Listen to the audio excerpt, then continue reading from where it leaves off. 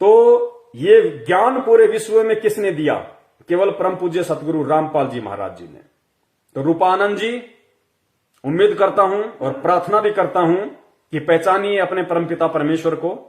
आप भविष्यवाणियां कर रही हैं, बहुत अच्छी बात है, लेकिन आपने जो पहचान बताई है, आप थोड़ा ठंडे दिमाग से सोचना, थोड़ा शांति से विचार करना, और दर्शक भी इस बात पे गहनता से विचार करें कि वास्तव में आप इन भविष्यवाणियों को सत्य भी मानते हो।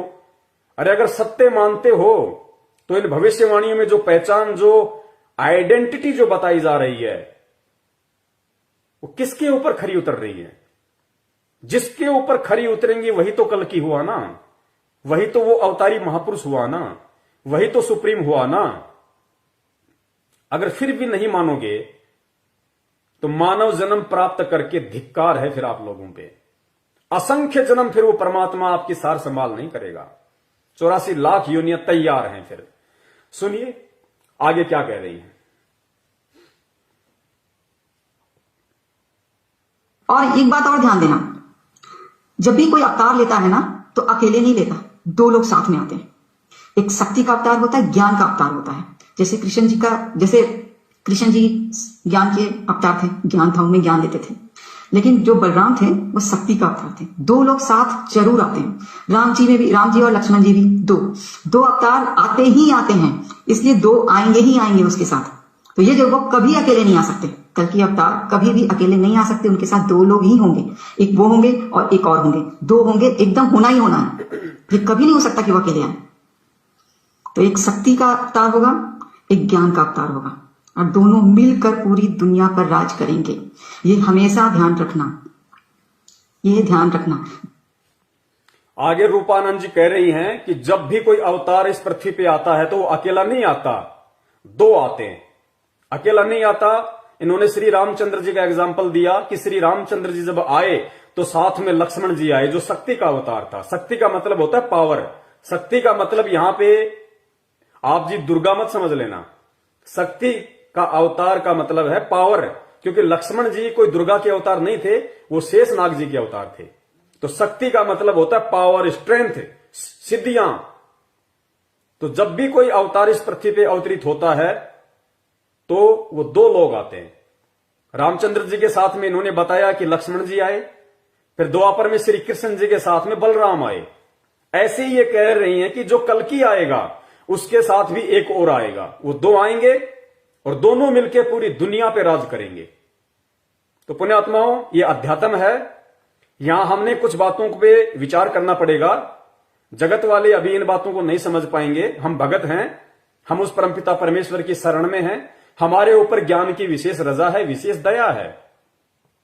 तो हमने इस चीज को समझना पड़ेगा कि यहां पे जो भविष्यवाणियां इन लोगों ने जो की है, इन्होंने अपने हिसाब से की है कि वो दो आएंगे, जबकि किसी भी धर्म शास्त्र में, किसी भी ग्रंथ में कल्कि के साथ में किसी दूसरे के आने की कोई भविष्यवाणी नहीं है। लेकिन इन्होंने अपने दृष्टिकोण से ये बातें इन्होंने यहां पे राम के साथ में लक्ष्मण को जोड़ के और श्री कृष्ण जी के साथ में बलराम को जोड़ के की है। हो सकता है जो कल्कि आगे आएगा, कलयुग के अंतिम चरण में लाखों वर्ष बाद, हो सकता है उसके साथ कोई एक और आ जाए। लेकिन वर्तमान में जिस हम कल्कि की बात कर रहे हैं, जिसकी पहुंच इन भविष्य वक्ताओं को 7 जन्मों तक नहीं है, क्योंकि वो परमपिता परमेश्वर है, वो समर्थ है, वो कबीर साहब है, उसको किसी दूसरे की जरूरत नहीं है। वो अकेला ही पूरी सृष्टि का रचयिता है, अकेला ही पूरी सृष्टि का संचालन करता है। और उस परमपिता परमेश्वर को अपना मिशन पूरा करने के लिए किसी दूसरे की जरूरत नहीं है। अरे उस परमपिता परमेश्वर ने, सतगुरु रामपाल जी महाराज जी ने लाखों शक्तियां खड़ी कर दी, लाखों शक्तियां। जो पावर आज साक्षात ब्रह्मा विष्णु महेश जी के पास नहीं है, जो पावर 33 करोड़ देवी देवताओं के पास नहीं है, क्योंकि इनके पास में केवल अष्ट सिद्धि और 9 निधि है। इससे ऊपर इनके पास कुछ नहीं है। किनके पास? ब्रह्मा विष्णु महेश जी के पास। अब इनके जो साधक होंगे, जो भगत होंगे, उनको क्या सिद्धियां होंगी? पहली बात तो सिद्धियां हो नहीं सकती, क्योंकि वो ब्रह्मा विष्णु महेश जी की भी वर्तमान में यदि पृथ्वी पे कोई भक्ति कर रहा है संत रामपाल जी महाराज जी से दूर होके, तो किसी के पास भी ब्रह्मा विष्णु महेश जी, गणेश जी, दुर्गा जी के वास्तविक मंत्र नहीं है। वो केवल उनके नाम का ही जाप करते हैं। ओम दुर्गा देवी, ओम विष्णु देवाय नमः, ओम नमः शिवाय, ओम गणेशाय नमः। अरे ये तो उनके नाम हैं। जैसे गुरुदेव ने बताया कि जैसे कुत्ता होता है या जैसे कोई झोटा होता है भैंसा, आप भैंसे को बार बार कहो, उसके पीछे खड़े होके कहो कि ए भैंसा इधर आ, भैंसा राम, या कुत्ते को कहोगे कुत्ता राम, ए कुत्ते इधर आ, वो आपकी तरफ देखेगा ही नहीं, क्योंकि वो तो उसके शरीर का नाम है। लेकिन उसको आकर्षित करने वाला नाम कौन सा है, उसको रिझाने वाला नाम कौन सा है? आप कुत्ते को कुत्ता कहते रहो, नहीं देखेगा, आपकी तरफ ध्यान नहीं देगा। आप कुत्ते को इतना सा बोल दो, त्योल तुरंत आपकी तरफ कान खड़े करके देखेगा कि मुझे कौन बुला रहा। क्यों?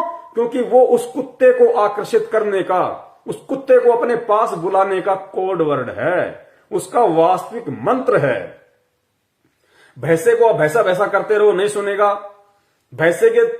भैंसे से दूर होके पेड़ की ओट लेके अगर आप ये कह दोगे उड़ रही, तुरंत देखेगा किधर से आवाज आई, कौन बुला रहा है, किसने बोला। क्यों? क्योंकि भैंसा तो उसके शरीर का नाम है, लेकिन उसको आकर्षित करने का मंत्र क्या है? उड़ रही, डो डो, तुरंत देखेगा आपकी तरफ। ऐसे ही ब्रह्मा विष्णु महेश दुर्गा देवी देवता भैरव भूत हनुमान श्री कृष्ण श्री रामचंद्र, आप इनके रात दिन जाप करते रहो, ये आपकी तरफ ध्यान नहीं देंगे, क्योंकि वो तो उनके शरीर का नाम है। लेकिन उनसे लाभ लेने वाला वो कोड वर्ड क्या है, वो मंत्र क्या है? वो मंत्र इस पूरी पृथ्वी पे केवल परम पूज्य सतगुरु रामपाल जी महाराज जी के पास है, जो मुझे प्राप्त है, जो आप मेरे हजारों लाखों भगत भाई बहनों को प्राप्त है। तो वर्तमान में यदि किसी के पास में कोई पावर भी है, कोई शक्ति भी है, क्योंकि भगत के अंदर 24 प्रकार की सिद्धियां होती हैं। परम पूज्य सतगुरु रामपाल जी महाराज जी ने, जो कबीर परमेश्वर हैं, उन्होंने इस पृथ्वी लोक पे आके शास्त्र अनुकूल हमें जो भक्ति विधि दी है, जो साधना दी है, उस भक्ति विधि से प्रत्येक भगत में जो मर्यादा में रह के भक्ति करता है, गुरुदेव ने बताया कि उसके अंदर 24 सिद्धियों का वास हो चुका है। लेकिन बच्चों, ये 24 सिद्धियां मैं तुम्हारे अंदर प्रकट नहीं होने दूंगा। क्यों? क्योंकि मेरा मकसद अब की बार तुम्हारा आत्म कल्याण करना है, तुम्हारा उद्धार करना है, तुम्हें सचखंड लेके जाना है, तुम्हें सतलोक लेके जाना है। इसलिए मैं जो ये भक्ति मंत्र देके और जो तुम्हारे भक्ति रूपी टायर में हवा भरवा रहा हूं, मैं इसको पंचर नहीं होने दूंगा। क्योंकि इसी हवा के प्रभाव से, इसी पावर के प्रभाव से तुम सतलोक जाओगे। इसलिए परमेश्वर उनको प्रकट नहीं होने दे रहे। वरना ब्रह्मा विष्णु महेश जी के पास तो केवल 8 सिद्धि 9 निधि हैं। इस दास के पास, आप सभी भाई बहनों के पास, जो उस परमपिता परमेश्वर सतगुरु रामपाल जी महाराज जी से नाम उपदेशी हैं, जिसको सतनाम मिल चुका है, जिसको प्रथम मंत्र मिल चुका है, उसके पास में 24 सिद्धियों का भंडार है, भंडार। तो पुण्यात्माओं, वो परमात्मा तो किसी को भी निमित्त बना देगा, किसी को भी खड़ा कर देगा। उसको दो की क्या जरूरत है? उसके पास तो लाखों हैं। आज उस परमपिता परमेश्वर के लाखों बेटा बेटी हैं, उनको दो की तो छोड़िए, उनके पास तो लाखों शक्तियां हैं, लाखों शक्तियां। लक्ष्मण जी और बलराम जी से भी प्रबल लाखों शक्तियां आज उनके पास में हैं। तो ये आध्यात्मिक दृष्टि से आप और हमें यहां पे समझना पड़ेगा कि परमपिता परमेश्वर जो सबका बाप है, सबका पिता है, सारी सृष्टि का रचनहार है, उत्पत्ति करता है, जिसने 6 दिन में सृष्टि रची, 7वें दिन तख्त पे जा बैठा, यानी सतलोक में वापस जा बैठा। इस काल को सृष्टि रच के हैंड ओवर कर दी कि ले भैया, तेरी यही इच्छा थी, संभाल अपने डमडमे को। उस परमपिता परमेश्वर, उस समर्थ को क्या जरूरत है दूसरे की, या दूसरे को साथ में लाने की? तो ये इनकी जो सोच है, वो राम और श्री कृष्ण जी के जीवन को देखते हुए कल की अवतार के साथ इन्होंने ये बातें जोड़ी हैं, जो इनकी मनमुखी हैं। इनका अध्यात्म से कहीं कोई लेना देना नहीं है। आगे चलिए, ये क्या बोलती हैं। जब भी कोई आपको ये बोले ना कि मैं कल की हूं, उसकी बातों में कहीं मत आना, पहले चेक करना, उसके बाद आना। आप पब्लिक लोग बहुत भोले हो, बहुत ज्यादा भोले, कोई भी आपको बेवकूफ बना देगा।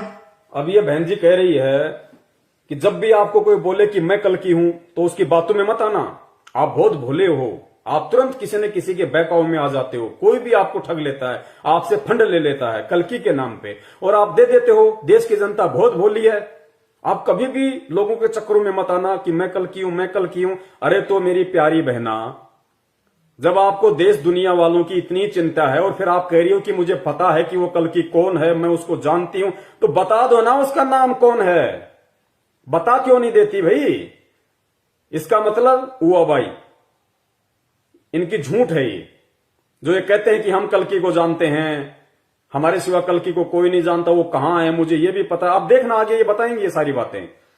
तो कहां पता है इनको कि कल्कि कौन है? अरे कल्कि का तो उसी को पता होगा जो कल्कि की शरण में है, जो कल्कि के संपर्क में है, जो पूर्व जन्मों की शुभ संस्कारी भक्ति युक्त आत्मा है, उसको पता होगा कल्कि कौन है।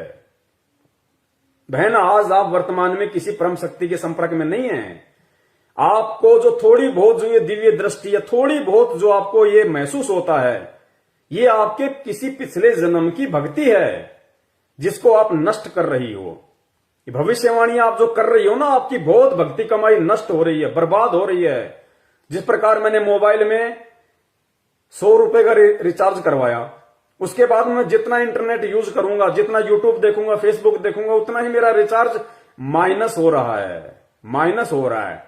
तो आपके पास में आपके पिछले किसी जन्म का थोड़ा बहुत भक्ति रिचार्ज है, जिसकी वजह से आप ये कुछ बातें बता पा रही हैं, वरना और लोग क्यों नहीं बता रहे? आप ही क्यों बता रही हैं? तो आप अपना डाटा, अपना रिचार्ज आप खुद बर्बाद कर रही हैं। देखो, परमपिता परमेश्वर ही कल की अवतार हैं वर्तमान के, यही सुप्रीम है, यही भगवान है, यही गॉड अल्लाह रब है। अरे ये तो हैं। आप ना भविष्यवाणी करोगी तो भी ये साबित होने हैं, तो भी ये एक समय पूरी दुनिया के सामने आने हैं, और पूरी दुनिया को मानना पड़ेगा। इनके दर पे, इनके चरणों में सर पटक पटक के रोना पड़ेगा कि परमात्मा दुर्भाग्य था हमारा जो हम आपको पहले नहीं समझ पाए। आप बताओ या ना बताओ। जैसे कोई भी ज्योतिष वाला व्यक्ति है, वो गणना करके अगर ये बता दे कि कल शाम को सूरज 6:05 पे अस्त होगा, अरे अगर वो ना बताएगा तो भी अस्त होगा, क्योंकि सूर्य को तो उस दिन 6:03 पे या 5 पे ही अस्त होना है। तो अगर वो भविष्यवक्ता बता दे, जोड़ जुगाड़ लगा के अपना जो गणित है उनका, जो ज्योतिष वाला, उस आधार से वो बता भी दे, तो भी सूरज को 6:05 पे ही अस्त होना है। और अगर वो ना बताएगा तो भी सूरज को तो 5 या तो 6:05 पे जो निर्धारित उसका समय है, उसी समय पे अस्त होना है। तो ठीक इसी प्रकार, चाहे भविष्य वक्ता भविष्यवाणियां करें या ना करें, उस परमपिता परमेश्वर को, उस सायरन को, उस हिंदू धर्म के सुप्रीम नेता को, धार्मिक नेता को, तो समय आने पे बहुत जल्दी पूरी दुनिया के सामने प्रकट होना ही होना है। यह आप लोगों का सौभाग्य है जो आपको पहले से जानकारियां दी जा रही है, जो आपको हम जैसे सेवकों के माध्यम से, सत्सेवकों के माध्यम से आप लोगों तक ये जानकारियां, गुप्त संदेश, ये रहस्य पहुंचाया जा रहा है कि वो कल्कि है कौन, वो सुप्रीम कौन है, जिसकी शरण में आके तुम अपना आत्म कल्याण करवा सकते हो, मुसीबत के दिनों में अपना बचाव कर सकते हो। ये आपका सौभाग्य है, वरना उसको तो आना ही आना है। और दुनिया झक मरा के, सिर पटक पटक के मानेगी कि हां, अगर कोई है तो केवल यही है। भी कोई आपको ये बोले ना कि मैं कल्कि हूं, उसकी बातों में कहीं मत आना, पहले चेक करना, उसके बाद आना। आप पब्लिक लोग बहुत भोले हो, बहुत ज्यादा भोले। कोई भी आपको बेवकूफ बना देगा कि आप बन जाओगे, नहीं। आपको पहले एनालाइज करना पड़ेगा, क्या वो कल्कि जो बन रहा है, क्या वो सच में कल्कि बनने लायक है, क्या होने लायक है वो कल्कि, ये जरूर देखना। और मैं इतना बता रही हूं, वो जो कल्कि अवतार है वो उत्तराखंड से है, उत्तराखंड से ही है। और हाँ, जय गुरु, सबसे पहला पॉइंट जो मैंने बताया था जय गुरुदेव जी का, जो संत थे, बहुत पहले की बात है। तो उन्होंने उत्तर प्रदेश क्यों बोला था? अब आप कहोगे कि मैंने उत्तर प्रदेश पहले बोला, कि उन्होंने ये बताया। तो उत्तर प्रदेश और उत्तराखंड पहले एक ही था, बाद में वो दोनों डिवाइड हुआ तो अलग हुआ। तो उत्तर प्रदेश में ही उत्तराखंड था, वो बाद में बना, जब डिवाइड हुआ तब उत्तराखंड को अलग किया गया। तो उन्होंने भी भविष्यवाणी में ही उत्तर प्रदेश का नाम लिया। और जो हमारे जो साधु संत हैं उत्तराखंड के, उन लोगों ने भी उत्तराखंड ही नाम दिया था। अगर आप लोगों को ढूंढना है अगर आप लोगों को ढूंढना है कि कौन है कल्कि, तो आप लोग सभी लोग आ जाइए उत्तराखंड।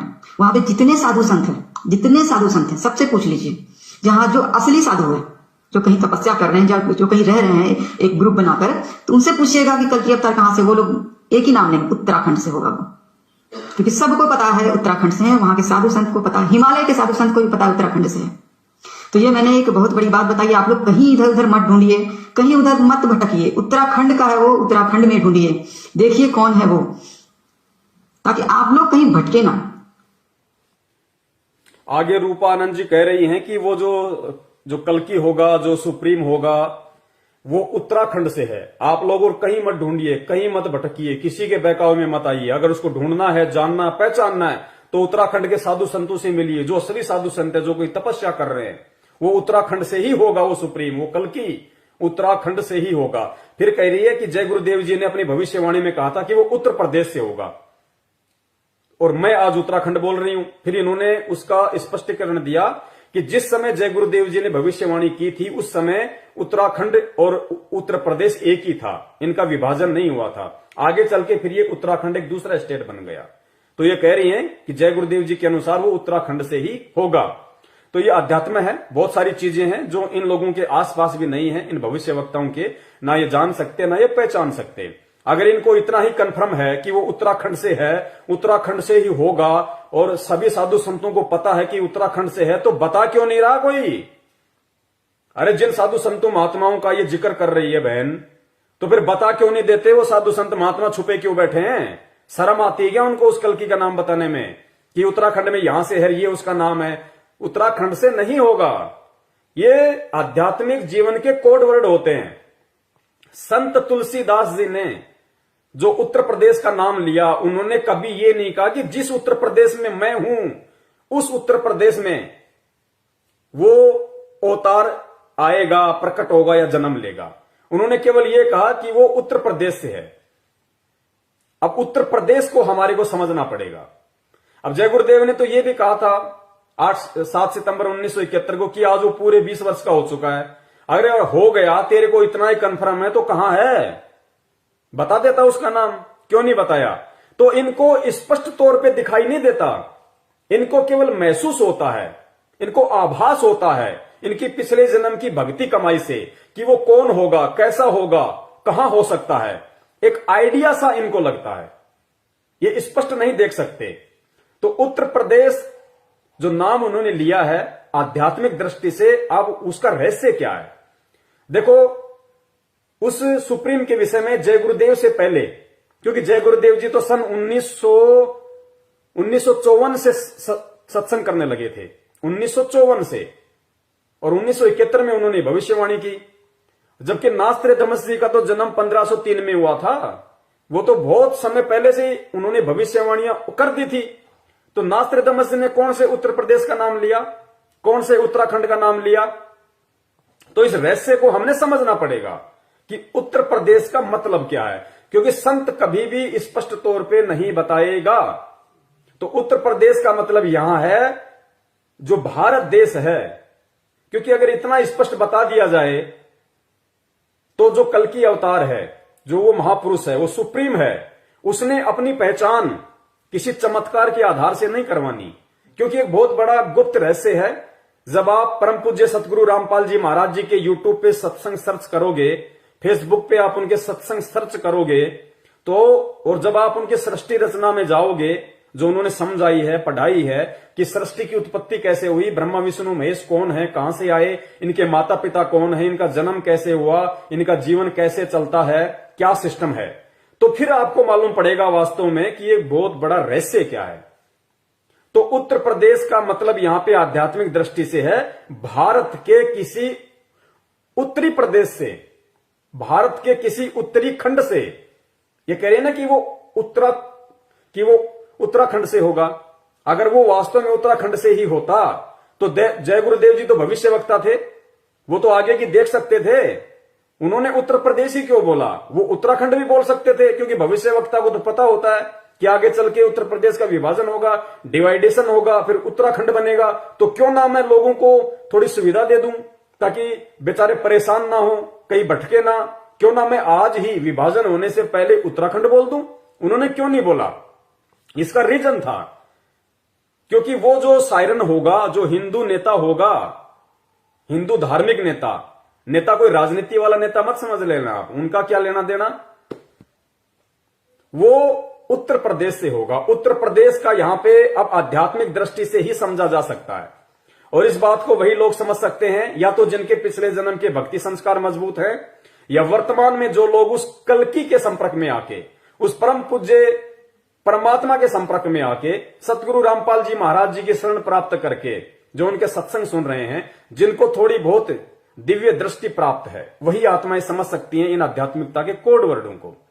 तो उन महापुरुषों ने जो उत्तर प्रदेश का जिक्र किया है वो उनको उस समय स्पष्ट नहीं बताना था। उत्तर प्रदेश का मतलब होता है भारत का उत्तर प्रदेश, भारत का उत्तरी प्रदेश। जैसे एक होता है बल्कि पूर्वी, एक होता है पश्चिमी, एक दक्षिणी, एक उत्तरी।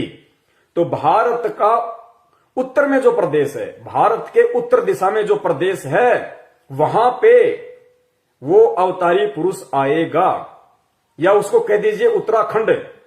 खंड का मतलब होता है हिस्सा, प्रदेश, भाग। तो चाहे आप उसको भारत का उत्तरी भाग कह दीजिए, आप चाहे उसको भारत का उत्तर भाग कह दीजिए, चाहे आप उसको भारत का उत्तरी प्रदेश कह दीजिए, चाहे भारत का आप उसको उत्तर प्रदेश कह दीजिए, चाहे उसको भारत का उत्तराखंड कह दीजिए, चाहे उसको उत्तरखंड कह दीजिए।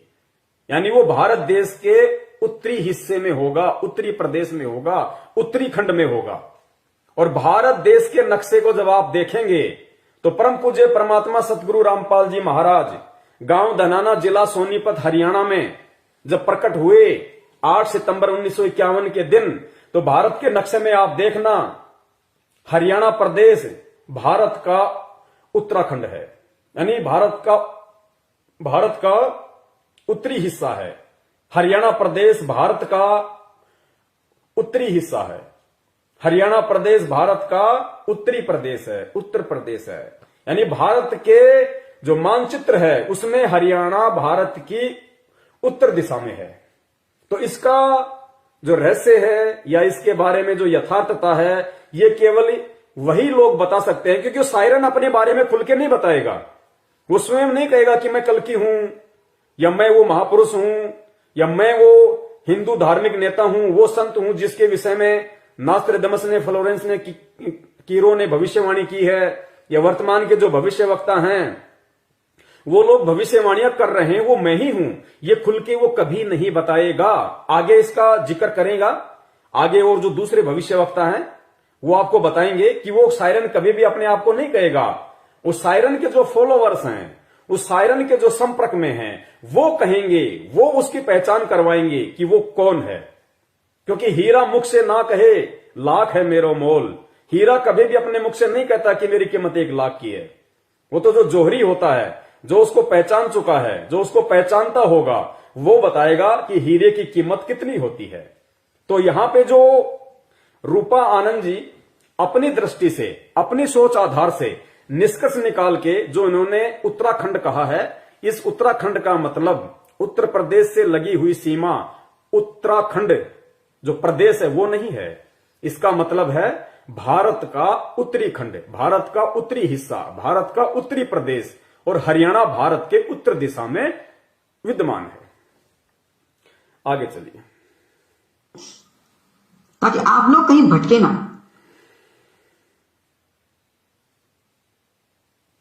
कहीं इधर उधर ना जाए। कोई ये कहे ना, कोई भी आपको ये कहे कि मैं कल की हूं, मुझे फंड चाहिए, मुझे फंड दीजिए, मैं काम शुरू करने वाला हूं, पहले देखिए उसके पास ज्ञान है भी या नहीं है ज्ञान। ये करिए, कोई भी आदमी आपको ये कहे कि मैं कल की हूं, मैं आश्रम बना रहा हूं, मैं काम स्टार्ट करना चाहता हूं, मुझे फंड दो, मुझे पैसा दो, तो रूपा जी कह रही है कि सबसे पहले ये देख लेना कि उसके पास ज्ञान है या नहीं है। तो भाई आप लोगों को बता दिया है, इस पूरी पृथ्वी पे, इस भारत देश की पवित्र भूमि पे सभी धर्मों के सभी धर्म ग्रंथों को खोल के एक एक श्लोक को अगर किसी ने पढ़ाया है, और जिन लोगों ने उनके अनुवाद करने में जो त्रुटियां कर दी, उन त्रुटियों को भी यदि किसी ने समझाया है व्याकरण सहित, तो वो केवल परम पूज्य सतगुरु रामपाल जी महाराज जी हैं, जिन्होंने ब्रह्मा विष्णु महेश की उत्पत्ति से लेकर उनके माता पिता की उत्पत्ति तक सब कुछ बता दिया। कि किसकी क्या स्थिति है आध्यात्मिक जीवन में, आध्यात्मिक क्षेत्र में, कौन कितने स्तर का परमात्मा है, कौन कितने स्तर का भगवान है। क्योंकि साहब तो थानेदार को भी कहते हैं, और साहब प्रधानमंत्री के नाम से पहले भी लगाया जाता है। राष्ट्रपति साहब, प्रधानमंत्री साहब, थानेदार साहब, प्रधान साहब, सरपंच साहब, तो सारे साहब हैं, सारे साहब हैं, लेकिन उनकी पावर में कितना डिफरेंस है। एक होता है प्रधान साहब जो कुछ एक गांव के ऊपर होता है, एक होता है राष्ट्रपति साहब जो पूरे देश के ऊपर होता है। तो नाम दोनों के आगे साहब लगा दिया जाता है, लेकिन साहब की पावर में कितना अंतर है, रात दिन का। तो भगवान विष्णु भी है, भगवान श्री रामचंद्र जी भी हैं, भगवान श्री शंकर जी भी हैं, भगवान श्री ब्रह्मा जी भी हैं, भगवान इनके माता दुर्गा जी भी हैं, भगवान काल भी है, ज्योति निरंजन भी है, और भगवान कबीर साहिब जी को भी कहा जाता है। लेकिन इनकी पावर में कितना अंतर है, कौन कितने स्तर का साहब है, भगवान है।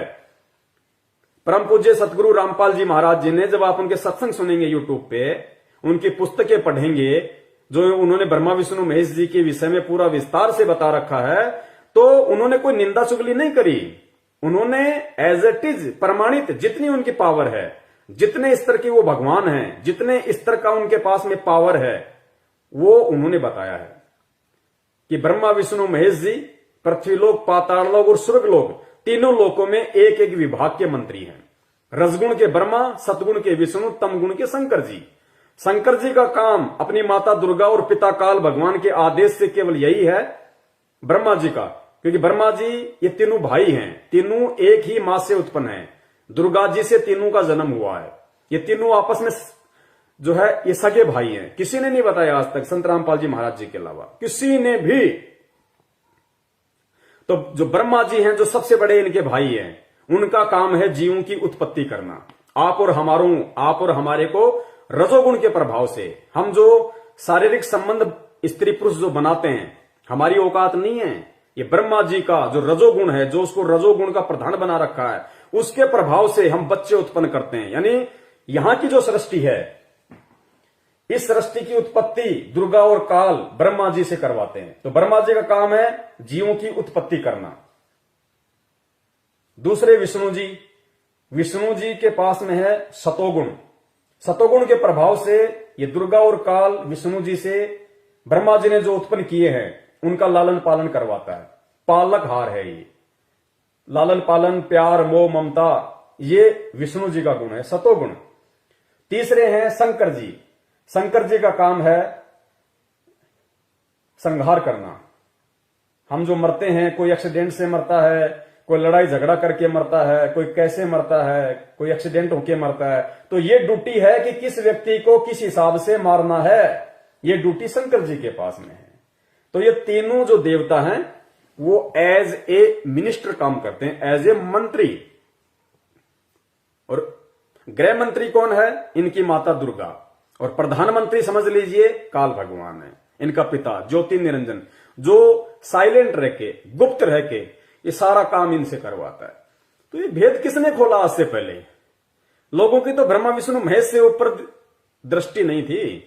कुछ एक जो बहुत बड़े अपने आप को ज्ञानी समझते थे, वो ब्रह्म तक जानते थे, लेकिन वो ब्रह्म के स्वरूप को नहीं जानते थे। निराकार निराकार, ज्योति दिखती है, प्रकाश दिखता है, कह के टॉपिक बंद। इससे ज्यादा कुछ नहीं पता उनको।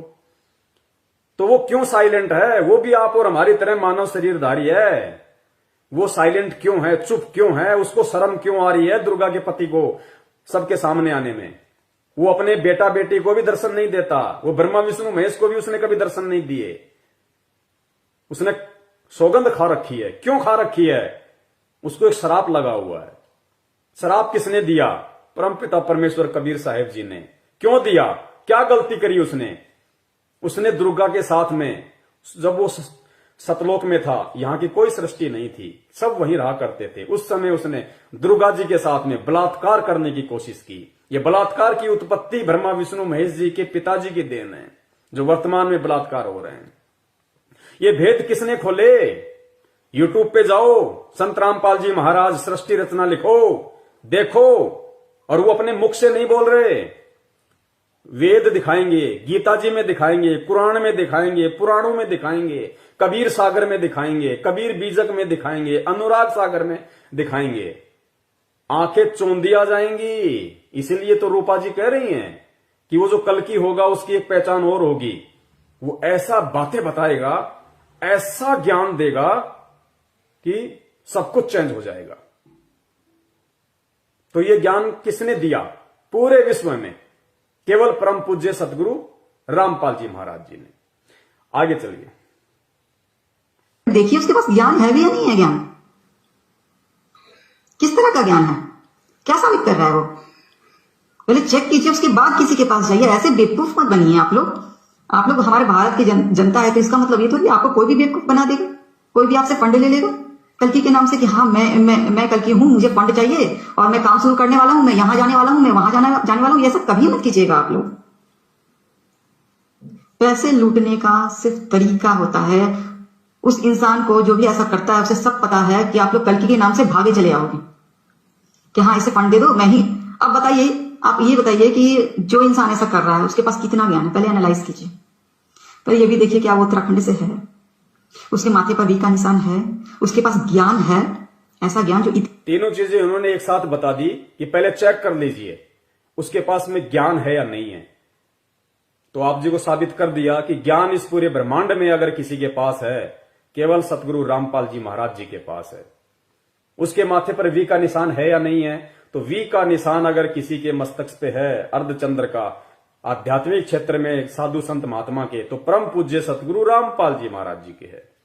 तीसरी निशानी इन्होंने बताई, उत्तराखंड से है, वो उत्तराखंड से है या नहीं है। तो आपको उत्तराखंड का भी रहस्य साबित करके बता दिया कि उत्तराखंड का मतलब क्या होता है। भारत देश का उत्तरी खंड, उत्तरी हिस्सा, उत्तरी भाग। तो ये भी देखिए क्या वो उत्तराखंड से है, उसके माथे पर वी का निशान है, उसके पास ज्ञान है, ऐसा ज्ञान जो इतिहास बदल दे, हिम्मत रखता है इतिहास बदलने का।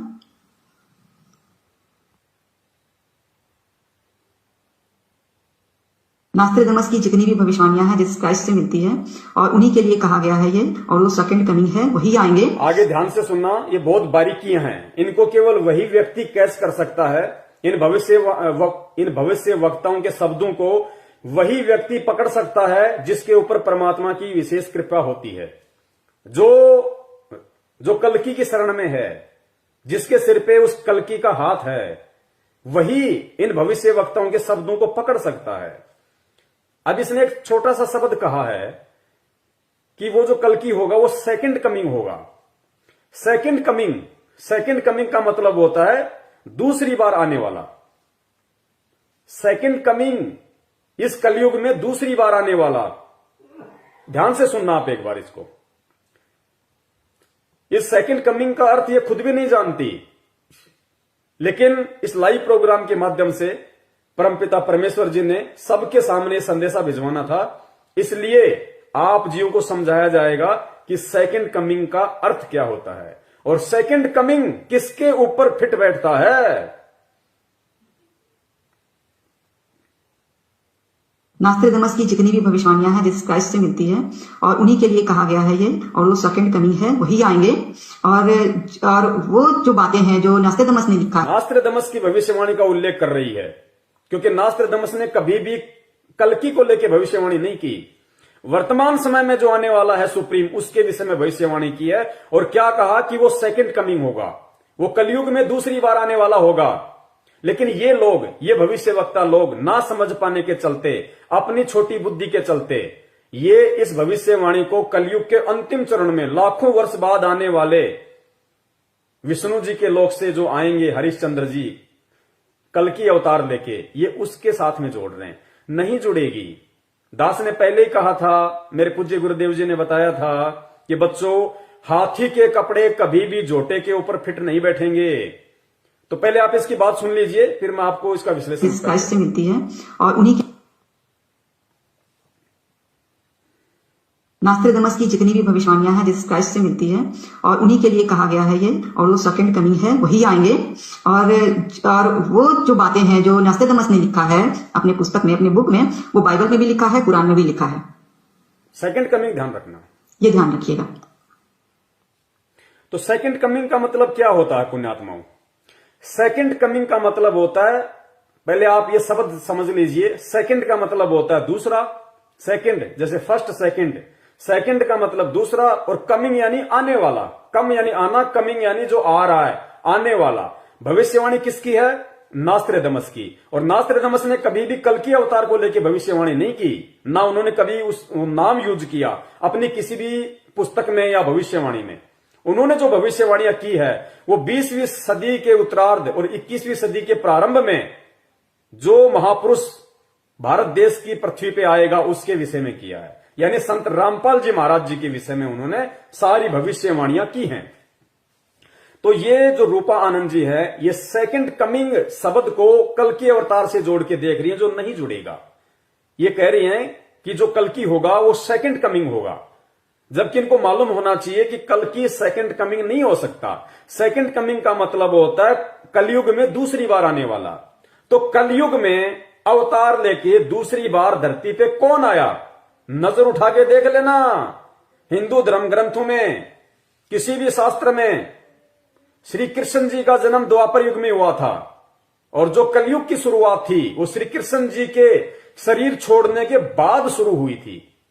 श्री कृष्ण जी के शरीर छोड़ने के बाद कलयुग की शुरुआत हुई। और अब अगर विष्णु का कोई अवतार इस कलयुग में आएगा तो वो आगे लाखों वर्ष बाद में कौन होगा? कल्कि। तो कल्कि कलयुग में केवल फर्स्ट कमिंग है। यानी इस कलयुग में अगर विष्णु जी के लोक से कोई आएगा अवतार बनके, वो फर्स्ट कमिंग होगा। कलयुग में विष्णु जी का पहला अवतार होगा, फर्स्ट कमिंग। क्योंकि त्रेता में श्री रामचंद्र जी के रूप में आए, वो हो गया फर्स्ट कमिंग। द्वापर में आए श्री कृष्ण जी के रूप में, वो हो गया सेकंड कमिंग। और अब कलयुग में तीसरी बार आएगा, वो होगा थर्ड कमिंग। तो सेकंड कमिंग तो हो ही नहीं सकता। तो सेकंड कमिंग कौन है?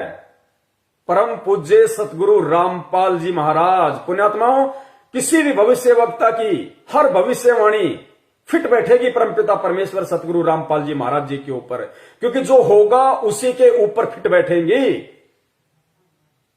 क्योंकि दास ने पहले भी कहा और साबित हो चुका है, हजारों वीडियो दास ने बना दिए हैं, सहसबूत प्रमाणित। सबको पता है कि 650 साल पहले जब कलयुग की प्रथम पीढ़ी में, 650 साल पहले, कलयुग तो 5000 साल से चल रहा है, हम तो 650 साल पहले की बात कर रहे हैं। सबको पता है कि वो कबीर परमात्मा लहर तारा तालाब पे आए थे शिशु रूप धारण करके, कमल के फूल पे। तो 650 साल पहले कबीर परमात्मा का कलयुग में फर्स्ट कमिंग था। कलयुग में उनका फर्स्ट कमिंग 650 साल पहले कबीर परमात्मा कलयुग में पहली बार अगर आए एक संत रूप में, वो लोगों के गुरु बने, ज्ञान दिया, सत्संग किए, तो कबीर परमात्मा कलयुग में फर्स्ट बार आए 650 साल पहले 1398 में। और उसके बाद में अब आए हैं 8 सितंबर 1951 में संत रामपाल जी महाराज जी का रूप बना के। तो इन भविष्यवाणियों के अनुसार, नास्त्रेदमस की भविष्यवाणी के अनुसार, सेकंड कमिंग विष्णु जी नहीं हो सकते, ना है। ये आपकी आंखों के सामने है, साबित कर दे कोई माई का लाल। सेकंड बार अगर इस कलयुग में कोई आया है तो कबीर परमेश्वर जी आए हैं। फर्स्ट बार आए, फर्स्ट कमिंग 1398 में, 650 साल पहले। सेकंड कमिंग 8 सितंबर 1951 में आए इस पृथ्वी पे, सेकंड कमिंग। जबकि श्री कृष्ण जी तो द्वापर में हुए थे, उसके बाद तो आज तक कोई विष्णु का अवतार आया है नहीं। और जो आएगा वो कलयुग के एंड में आएगा, तो वो कौन हुआ? First coming. तो रूपा आनंद जी यहां पे सेकंड कमिंग किसको बोल रही हैं? तो पुण्यात्माओं, इन भविष्य वक्ताओं की बुद्धि ऑफ है। ये केवल सुनी सुनाई बातों को बोलते हैं। ये अपनी तरफ से ये लोग निष्कर्ष नहीं निकाल सकते, और अगर निष्कर्ष निकालने की कोशिश करेंगे ये केवल कचरा ही करेंगे। निष्कर्ष केवल वही निकाल सकता है जिसकी बुद्धि परमपिता परमेश्वर सतगुरु रामपाल जी महाराज जी ने ऑन कर रखी होगी। वही इन भविष्य वक्ताओं की शब्दों की जांच पड़ताल कर सकता है। वरना ये ऐसे लोग, इनसे बड़े बड़े लोग शर्माते हैं इनके सामने बोलने से। इनकी हर एक बात को मानते हो, चाहे उल्टी हो चाहे सीधी हो, क्योंकि उनको बेचारों को खुद नहीं पता। तो ये लोग उआबाई बक रहे हैं कि वो सेकंड कमिंग होगा। ये बोल तो सही रही है, लेकिन इसकी दृष्टि उस कबीर परमेश्वर के तो आसपास भी नहीं है। इसकी दृष्टि कल्कि के ऊपर है, जबकि कल्कि कलयुग में फर्स्ट कमिंग होगा और कबीर परमेश्वर कलयुग में सेकंड कमिंग होंगे, जिसके विषय में ये बोल रही है। एक बार दोबारा से सुन लीजिए, आप जी को दृढ़ता आएगी कि हमारे परम पूज्य परमात्मा कबीर साहब जी कलयुग में सेकंड कमिंग बनके दूसरी बार 8 सितंबर 1951 को संत रामपाल जी महाराज जी के रूप में हमारे गुरु बने हुए हैं। ये हमारा सौभाग्य है। हर भविष्यवाणी कबीर परमात्मा की दया से उन्हीं के ऊपर फिट बैठेगी, किसी दूसरे पे फिट बैठ ही नहीं सकती, क्योंकि एकमात्र कल की अवतार वर्तमान का वही है। एकमात्र सुप्रीम धार्मिक नेता वही है। जगत का तारणहार, जगत का मुक्तिदाता एकमात्र वही है और कोई नहीं है। सुनिए, नास्ट्रेडमस की जितनी भी भविष्यवाणियां हैं जीसस क्राइस्ट से मिलती है और उन्हीं के लिए कहा गया है ये, और वो सेकंड कमिंग है, वही आएंगे। और वो जो बातें हैं जो नास्ट्रेडमस ने लिखा है अपने पुस्तक में, अपने बुक में, वो बाइबल में भी लिखा है, कुरान में भी लिखा है। ये ध्यान रखिएगा।